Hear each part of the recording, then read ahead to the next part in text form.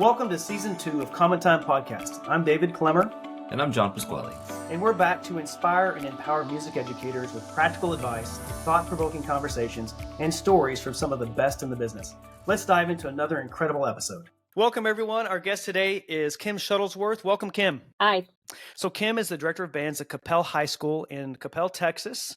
And I invited Kim on today because there was a Facebook post just recently that talked about the weight of being a director of bands in a successful program.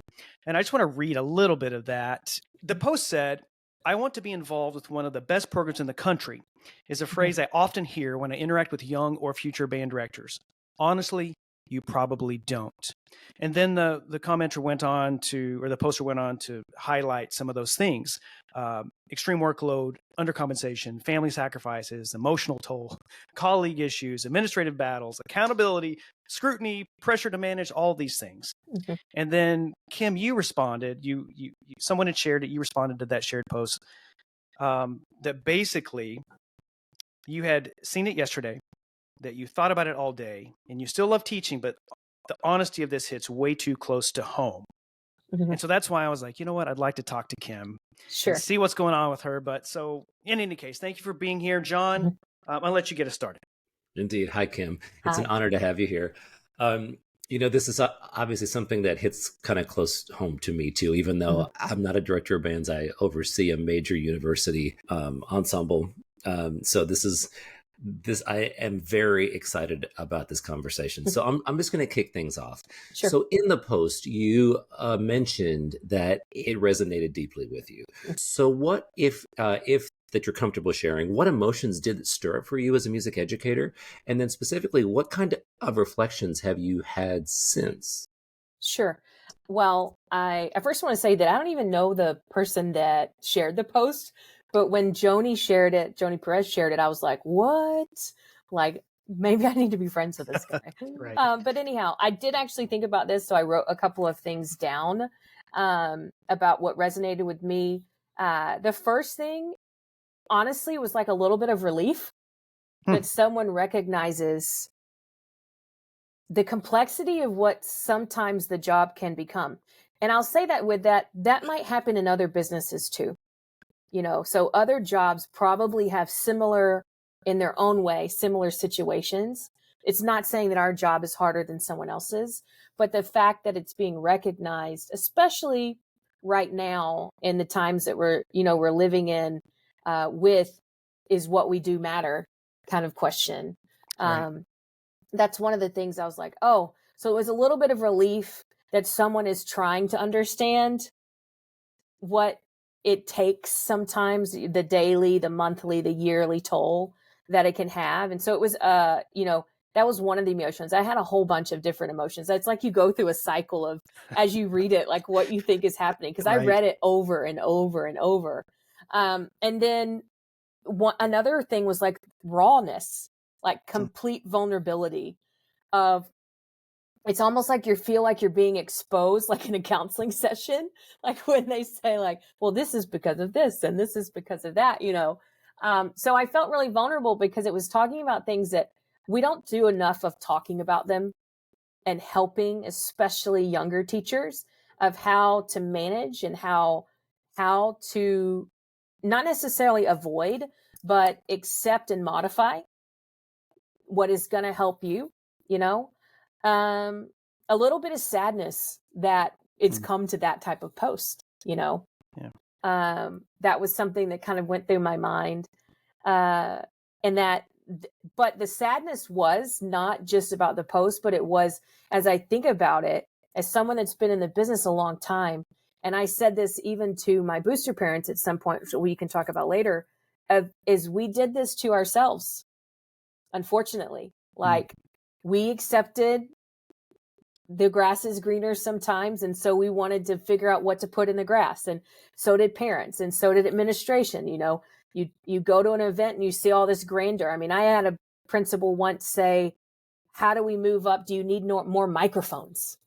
And I was just like, no, I don't need more microphones. Not microphones. But that it's the giant that we created. We have people in the industry, myself included, have helped make it kind of a monster. And so now I kind of feel like it's my responsibility to let everyone know that I don't know, like it's Beauty and the Beast, like there's a human underneath it at times. And then appreciation was probably my final thing. Appreciation that not everything on the list has happened to me, but it also appreciating that I hope that we can fix some of it, maybe by talking about it more. Yeah.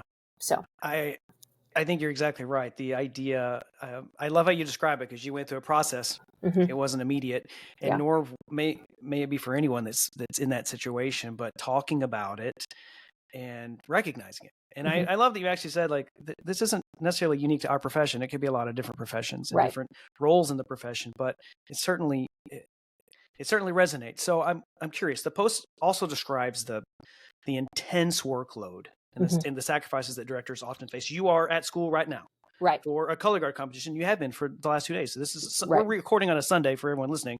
So she's been there Saturday and Sunday. So how have you personally experienced, those pressures, and how have they shaped, your feelings about the profession? So my mom was a band director. So I watched her she was a band director / choir director when I was younger. So I was a kid that grew up on a band bus, and stayed in my mom's office when she had a rehearsal late, things like that. So to me, I equated even going through Texas and all of that, even though Dr. Duke did not talk anything about the longer you work, right? Yeah. I'd come to this, I don't know, I thought that the longer you worked or the more you worked on something, the better you will be and the more successful. And so that meant to me was, I have to stay at the office from 7 a.m. until 9 p.m. Because if someone in the building is, working longer than me, then I'm not working hard enough, And then I almost got burnt out. I almost thought about leaving the profession in 2016 because I had been at James Bowie for almost 10 years and super successful program, but boy, it was a grind on you, And so when I got to open Glenn in Leander ISD in 2016, it's like I just had this epiphany of like, I get to do it however I want to do it. Like they don't even know what the hours are supposed to be. It's a brand new school. And so I really made a concerted effort to be more efficient with everything that I did. So my thought on that has changed. It's not necessarily how long or how hard, it is how detailed and efficient you can be with the time that you have. So I just don't like to waste time. If we only have this amount of time to do it, then I'm going to make sure that I will study to get that stuff done. But I don't take work. I say that I don't really take work home anymore. And I used to always dread it, but I give myself a time of, if you can't get it done in this time, then you can do it tomorrow. Yeah. It took a long time to get there though. I'm like in year 19. So take that for what it's worth. No, absolutely. It is interesting because there's no band emergency. No. Unless there's flood in your band hall and your practice room. Other than that, you just call somebody. And there's nothing you can do about it anyway. Yeah. Exactly. I just put a trash can and leave now, guys. I'm not going to lie. I just text an AP. Yeah. So, it's interesting. You want to have a really good program.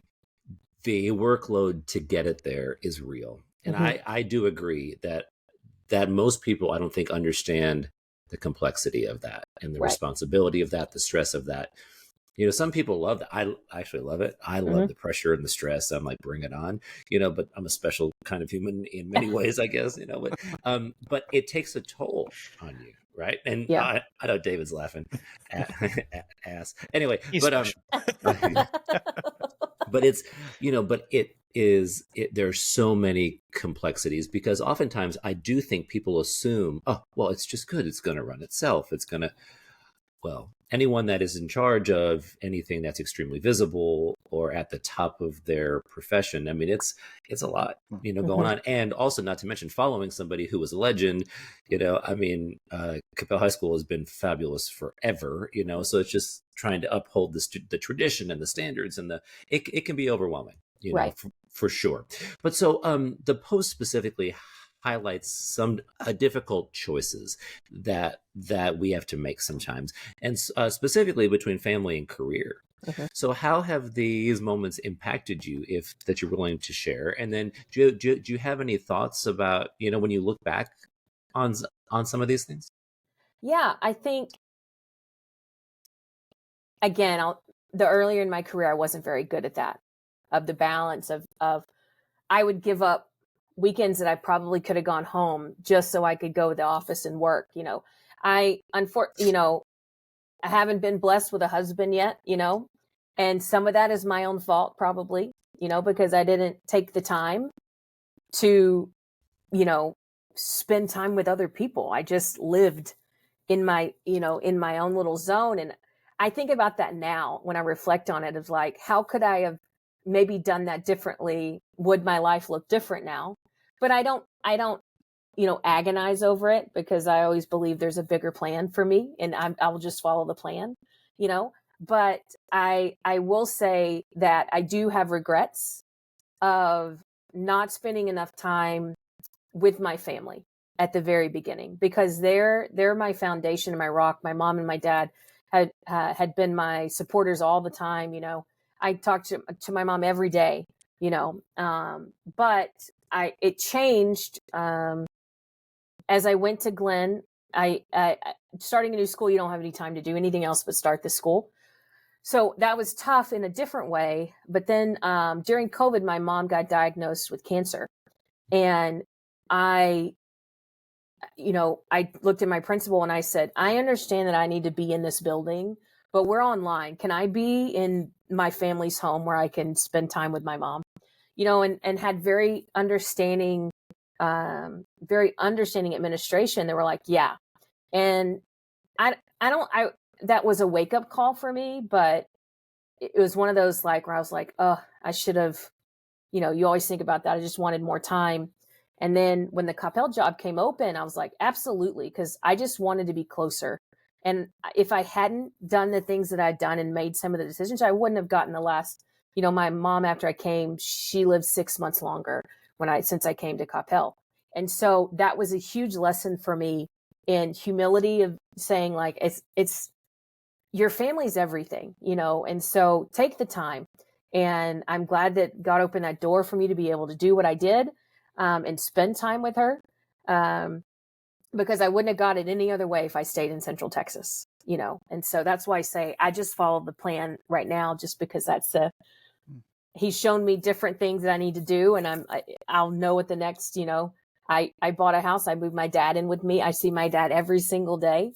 And he comes and they call him Papa Shuttlesworth around the band hall. So I've been very intentional about bringing my family into my world. Cause now I'm the hub, I'm the home base, and it's wonderful to have them show up. My aunts and uncles show up to my competitions, and it's like it's almost like I did it backwards, because most time new teachers, all their parents show up and you have everyone there. And but I was fortunate to have in both all my time, they've always been at all my stuff. So that was important to me.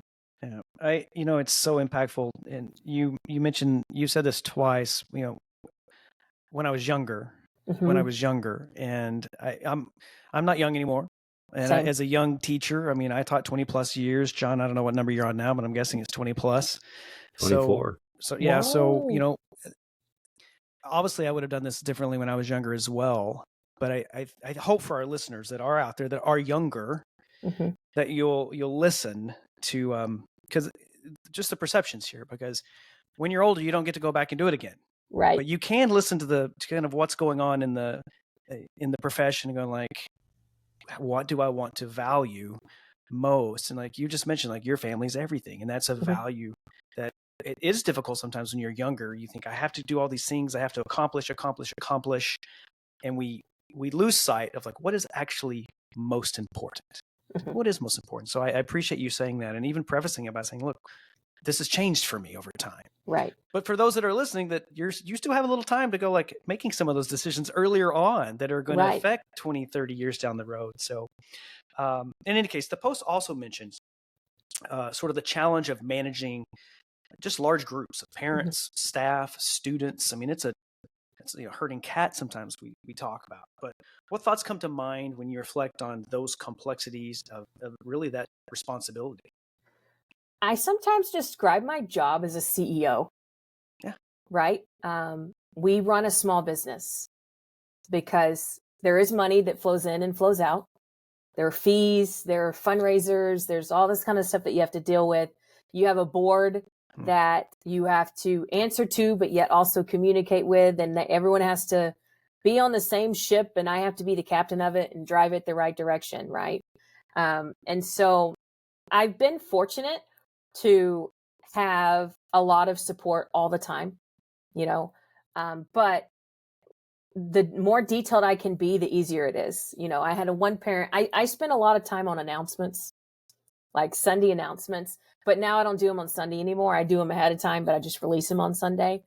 But I will spend hours sometimes, depending on what the week looks like, of just making sure everyone's on the same page, because we may have, like this week, we have 4 events in the next 10 days, right? And so getting everyone the knowledge. So when it comes to managing all of them, it's just making sure that the communication is the first part.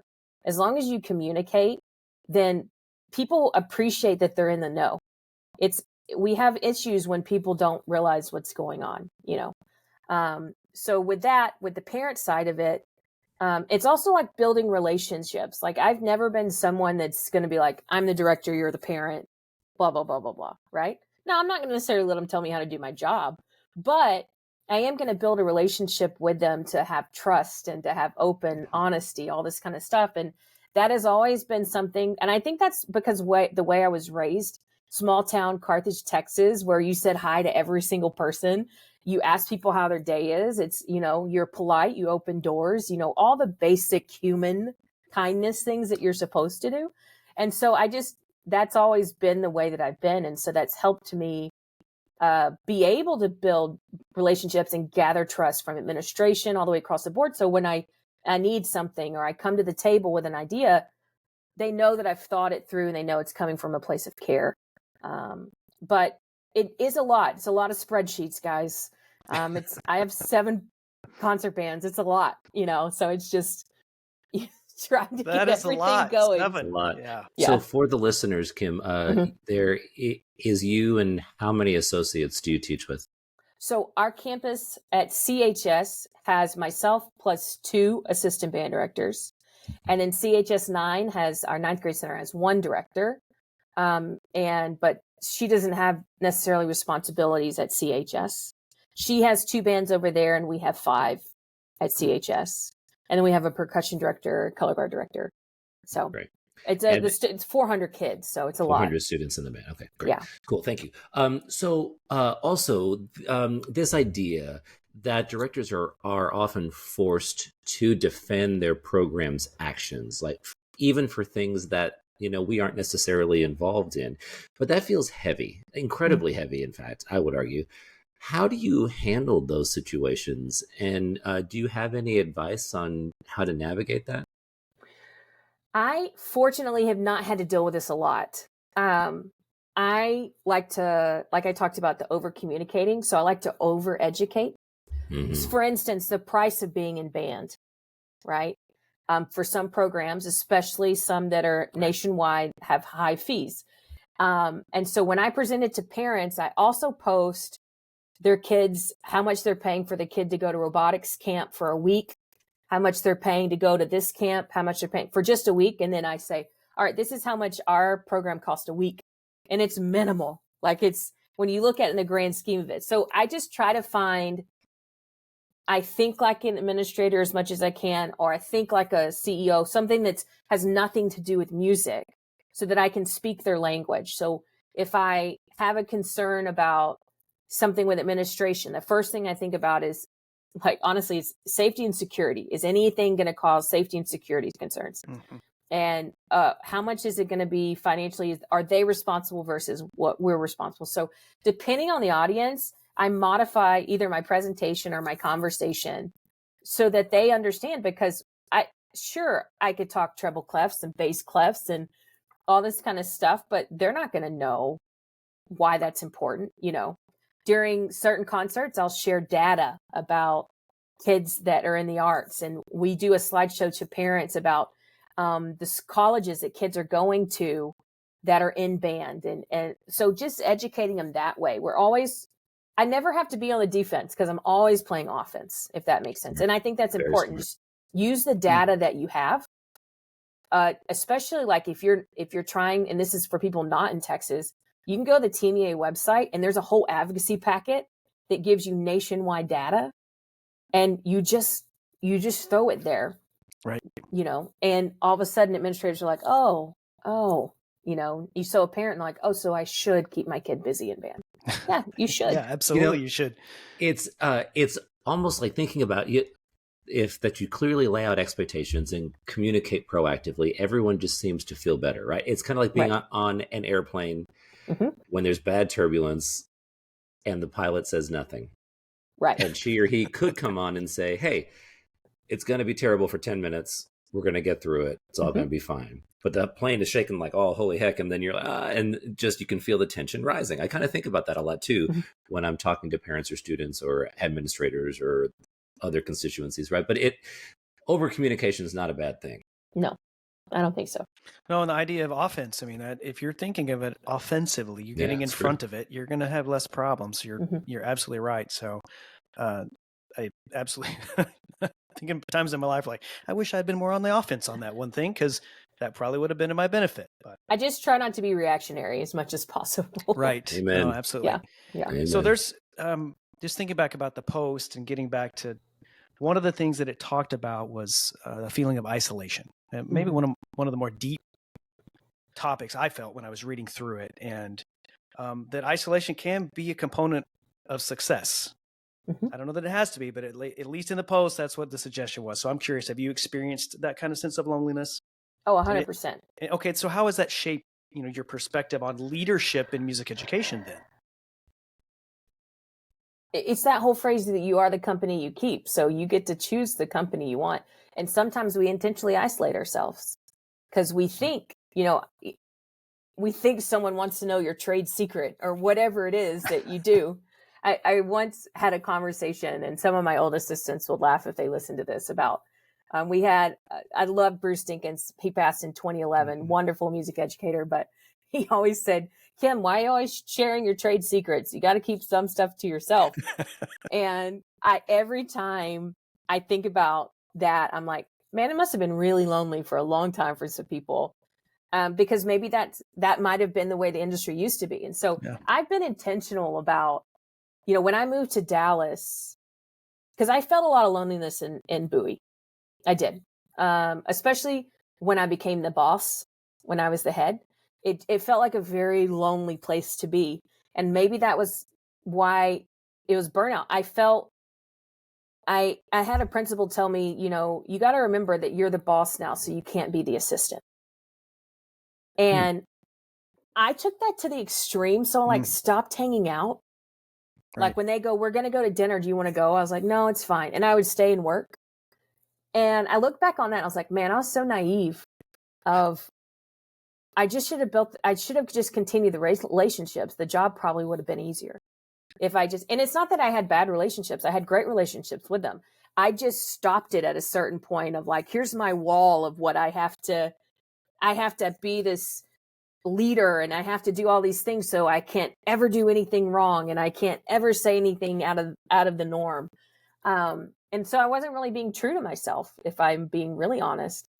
But the relationship piece is key. So even when I get back to it, I moved to Dallas, and I didn't really know anybody here. I mean, I'd spent my entire career in Central Texas.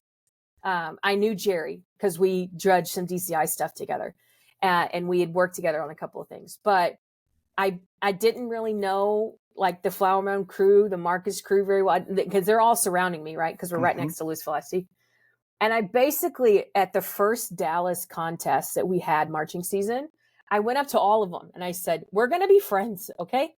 Like, I basically said, you're going to be my friend. You don't know it yet. I love but I'm a good time. That's what I said. You don't know it, but I am a good time. And so anyhow, that was kind of, now I approach it like, what do you need? I'll come to your band hall. That's fine. I do this. Here, do you want my lesson plan from last week? Here you go. Here's what I send to my parents. Like, it doesn't matter to me. So I forcefully invade people's space probably a little bit, but I think it's good for them and us, you know, because it doesn't have to be so tense. And in a locker room during, you know, who's finding out who's finalist, you know, it's super, like, I was in the Dallas one night. I thought, well, these guys don't know me. So I started joking around and like who are you? Like, and just trying to find, what's your favorite food? Just trying to help out the tension, you know? And so I thought, well, maybe if they see me chilling out, maybe some people will chill out too. Yeah. So it's been kind of intentional about making sure people don't feel isolated. I grew up in that tension. Like, that's what it was like in band. It was that when I was in high school band, it was that way.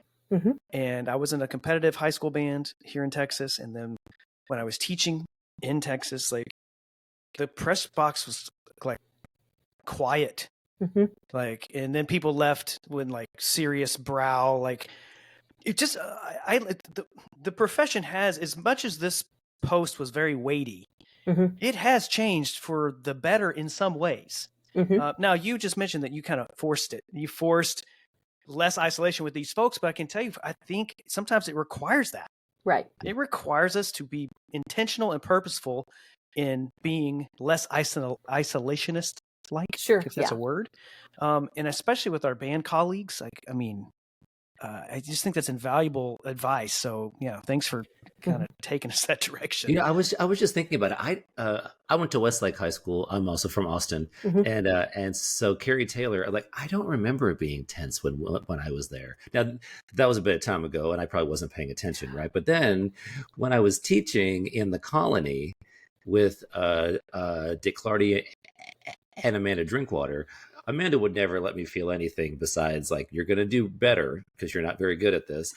And which I love every second. I love her. Yes. But she would also be like, don't take this too seriously. Now, be good, because the students deserve that. And they, mm-hmm. you know, every kid should get your honest and earnest effort all the time. Right. But there have to be some boundaries. Right. But I mean, she would be like, you're kind of wound up there, because it was all about the honor band, right? I had to get honor band.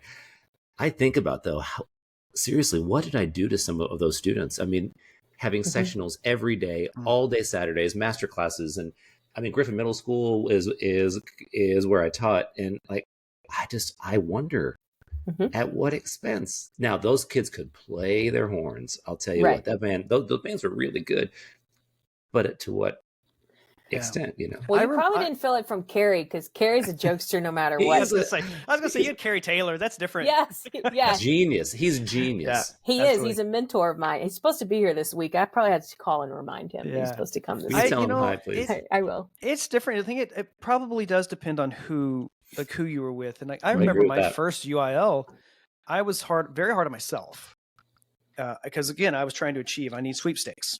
Mm-hmm. Like, I must make sweepstakes. It wasn't an option in my mind to not make sweepstakes. That's my first year teaching. Like, that's the pressure I put on myself. And I remember walking off the stage, and the director of fine arts was Jim McDaniel. And Jim, ironically, was also my high school band director. And Jim, I would say, as a high school band director, was pretty focused. Like, get the job done. Mm-hmm. And we're competing on a high level. And I think Jim would actually tell you, like, you know, that it was a different time. Things were different. Like, we didn't talk on the buses driving to away games. Zero talking. Like, it was intense focus, like, get the job done. Now, there was a pride that had been built into the organization that we just accepted that this is how we're going to be successful. Looking back, I don't care whether we did or didn't talk on the bus, but my level of intensity was very much a part of that. Like, that DNA went into my first UIL. And ironically, he put his hand on my shoulder as I'm walking off the stage, said, congratulations, you're going to have to relax a little bit. I'm thinking to myself, what? I thought this is how we do this thing. Right. You know, but in reality, you know, and I'm glad that it has changed and that it's evolved. Now, whether it evolved right or wrong and different, I'm not sure that's what this post is really about. It is evolving. Right. And it's continuing to evolve, which is why I'm glad we're having this discussion. So And also too, success isn't just from what people see, like from Capel or from Flower Mound or other. I mean, from smaller schools all over the country. That.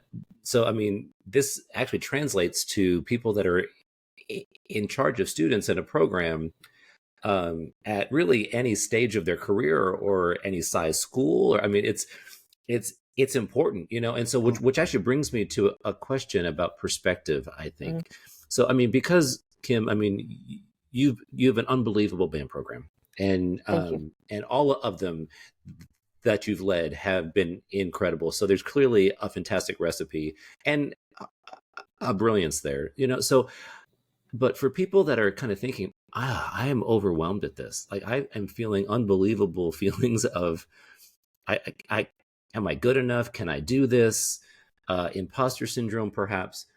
So what are your thoughts about how the profession is evolving, to go to kind of David's point just a second ago? And how is the profession evolving? And specifically, what does the future hold for teachers, both experienced and just starting out?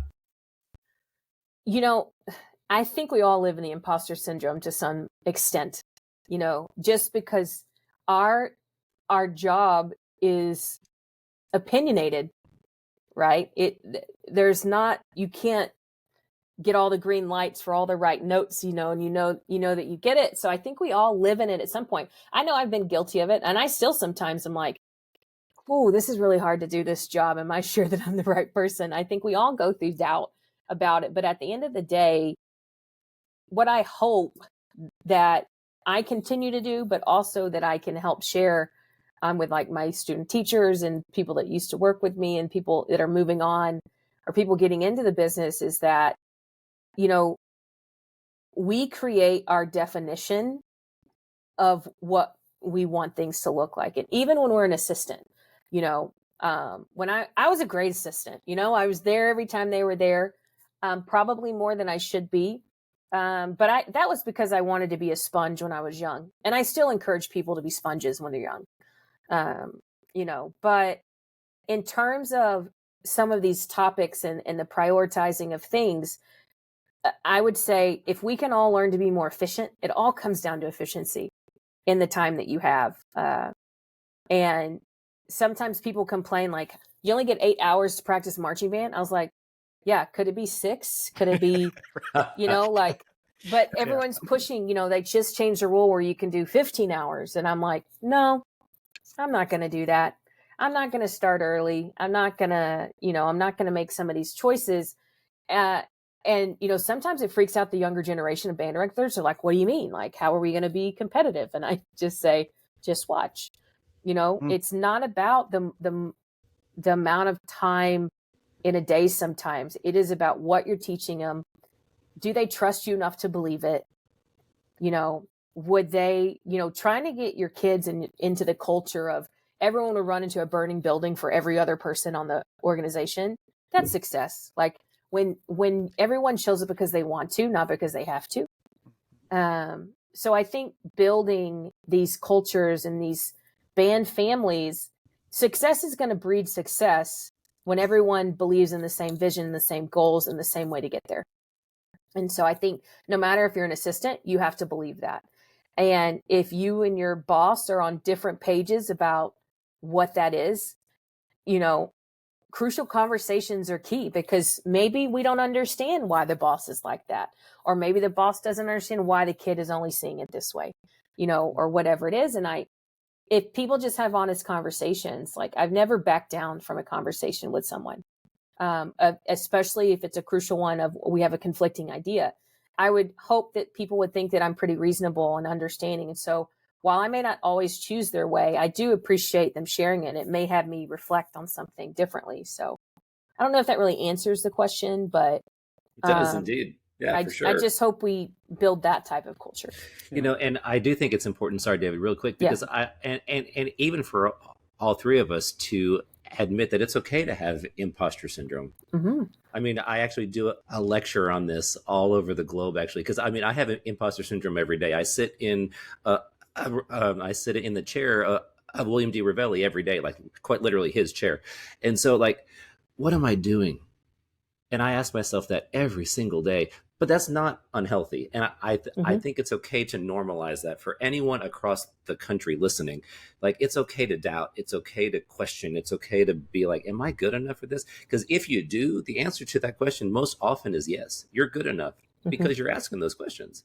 I Right. mean, and we've all followed fantastic people. We all have incredible mentors and, you know, Yeah, I think, just to piggyback on that, like I'm the same. I mean, I experience that, the imposter syndrome. Every time I conduct, I experience it. I get Mm-hmm. nervous stepping onto a podium despite my level of preparation. Once it gets started, I'm fine. But like, Right. I feel like, am I going to still be able to do this? And I've looked at accomplishments in my life and I'm like, how did I possibly pull that off? Mm-hmm. I have no idea. Like this band right here, Mm-hmm. when I got there was 150 kids in the band, and You have that many tubas. So I got a lot there now. That's a lot of tubas. When I got there, I was, I don't know, about 30, and I didn't really know what I didn't know. Mm-hmm. I was director of athletic bands at the University of Kansas, and there's a lot to do there. And I was a one-man show. There wasn't an assistant.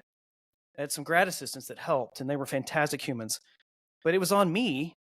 And I still, to this day, look back and go like, I don't really know how I did some of these things. How did I take a band to the Orange Bowl and multiple planes? And I don't know. Mm-hmm. I really don't. And I looked at like somehow, and I know at the moment it was like, okay, I have to focus. I've got to find the ways to help my students be successful and break it down into little pieces and do it.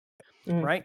But I look back now and I still look and go, I think to myself, like, yes, I know in that moment that I wasn't sure how or if, but there's something that I think we all also get we're allowed to say, yeah, I experienced imposter syndrome, mm-hmm. but I don't think we shouldn't be allowed. Maybe we can be, I don't know, shouldn't be allowed to allow it to control us, because at some point it's debilitating. Because I have had times in my life where it almost got to the point of like that voice is keeping me from taking a step forward. So I guess I would encourage, I'm not a therapist by any stretch of the imagination, but for anybody listening, that step forward is powerful. Right. So, I don't know how it works for you in terms of the imposter syndrome world, but for me, like somehow I have to take that step forward. Oh yeah. I mean, I kind of feel it sometimes every day too, John, because when I come out of my office over here, there's a wall of history. Yes, there is. Yeah. And you just look at it and you're like, okay, will I ever be able to put something on the wall?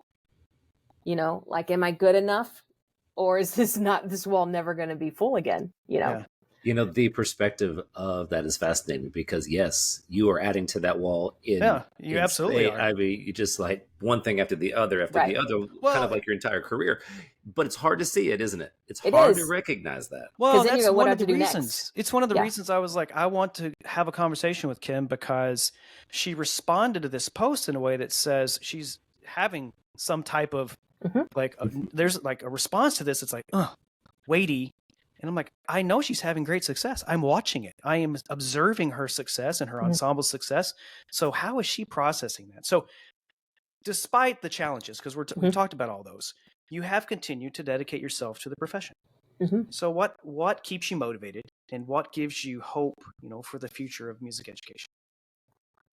I feel like it's like a calling, but I also know that you can't get great at something until you go through a storm. And sometimes you can't understand things until the storm passes. That's the uniqueness of even about rain. When it pours, the greatest thing about rain is that it washes out everything else. And so you start anew once it's done. Mm-hmm. And I kind of approach that with situations. I mean, in my career, I could have quit multiple times. I mean, when my boss suddenly passed away, like dropped dead, and all of a sudden I was a director of bands at 27 years old of a national program, I could have very easily run. And that was,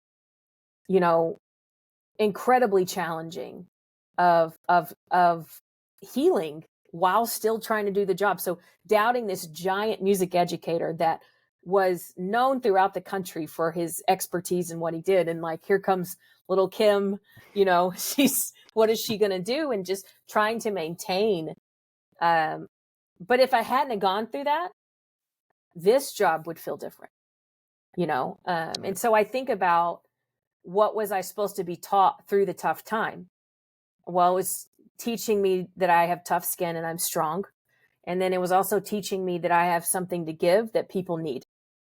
And I do think that I stay in it because I love music and I love sharing. If I was a billionaire, I wouldn't get paid, or a millionaire, I wouldn't ask for money, kind of thing. But I definitely worry about the younger generation, because we live in a society now, and I don't know what you guys think about it, but I think about when we went to school, and even the people before us, you went to school to master that craft that you wanted to build your life on. Right. And so we chose music as our lifeline. That is how we are going to establish our contribution to society. And I think that thought process is now changing, that people believe that maybe you're not destined to do one thing, that this is just my job to try this, and then I'm going to go try this, and then I'm going to go try this. And I get worried, because what that means is that, we're not working to shine our craft more and be in the woodshed and make a difference for years to come. So people elsewhere, I want my kids to be whatever they're passionate about. And most of my kids are not going to be musicians, moving forward.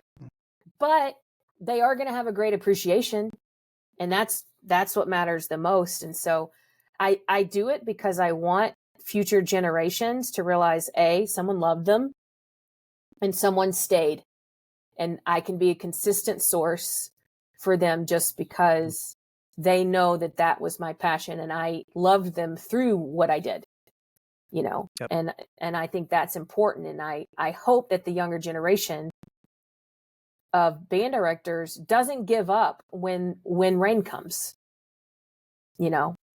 That's an excellent point. Mm-hmm. In our classes here, I talk about this a lot. I'm like, look, there's no better profession in the world than being a music teacher. Like, I was called to it, and I didn't grow up in it, so I chose this actively, and I am thankful every day. Mm-hmm. Now, it's not always sunshine and roses. In fact, most days it isn't. Right. However, it's so important to look through those dark times to realize the impact that you're having on kids. Mm-hmm. And even though a world is a bit chaotic, not a political sentence, right. just things are chaotic at the moment. When you think it through, at the end of the day, we get to do art every day. Mm-hmm. Like, I conduct music every day. How good is that? How great is that? And so I just look at them going, please learn from the errors. It's okay to make a mistake. Things are going to be tough, but I promise it's worth it. Mm-hmm. So anyone who's kind of questioning that, listening to this, going, is it really worth it? We've all been there. I question my life every day, but it is. I think it is. I do. Yeah, absolutely. I don't know what the purpose of the Facebook post was, honestly, and I didn't ask, but because there was so much response, I thought it was kind of important to let's just talk about that. Mm-hmm. But I think all of those challenges, all those things that are perceived as challenges, at least, like, if we kind of just tie it all together, it really is. If this is about the kids, if this is about, like you just mentioned, like, you stay in it because you're changing lives, you're shaping a kid's life. Whether or not they're going to be in music forever may not happen. I hope it does. I hope they play their instrument until the end. Like, we just talked about that in another podcast, actually, like normalizing, like, hey, you play from age 5 to, you're in music from 5 to death.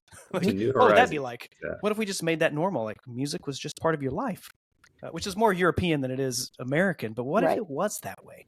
But just to kind of look through that changing the lens, if you will. Like, yeah, there's some challenges over here, but if we refocus that lens on those kids and what the beauty that we are getting to share with them and see play out over time, that's a really meaningful, I think, a meaningful way to put that post aside almost and be like, here's where I'm really going to focus. Right. So, well, Kim, it's been excellent talking to you today. Thank you so much. So we always end our sessions by asking a couple standing questions of all of our guests. So I'll take the first one. Okay. Is there a particular book or books that have inspired you throughout your educational journey? So one of my favorite books to read is Creativity, Inc. And it's the story of Pixar and how Pixar came about.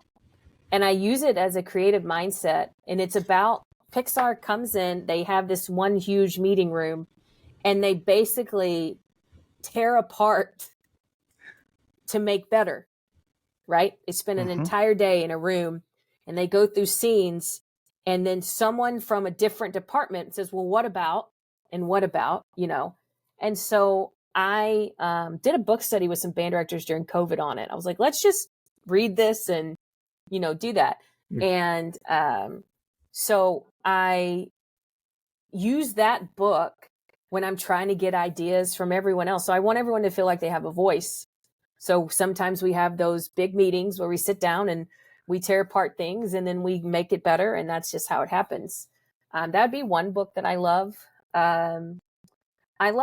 So Good to Great is kind of hard to read. So they have little sectors of each section. So I like the social sector one that talks about the flywheel and how you get something to just really start to move on its own. And it's a really easy read. I'm a huge book person when it comes to that. I read a lot of leadership books. I read the Navy SEAL one, how they deal with the Navy SEALs, and the one Admiral book about make your bed every day, and the importance of that. So I do read a lot of those in passing. So perfect. Those are great additions to our list. So we like to just ask because there's a lot of things that we haven't read, but for us and our listeners, it's always nice to be, hey, what should be on my shelf? The Talent Code. Have you read that one?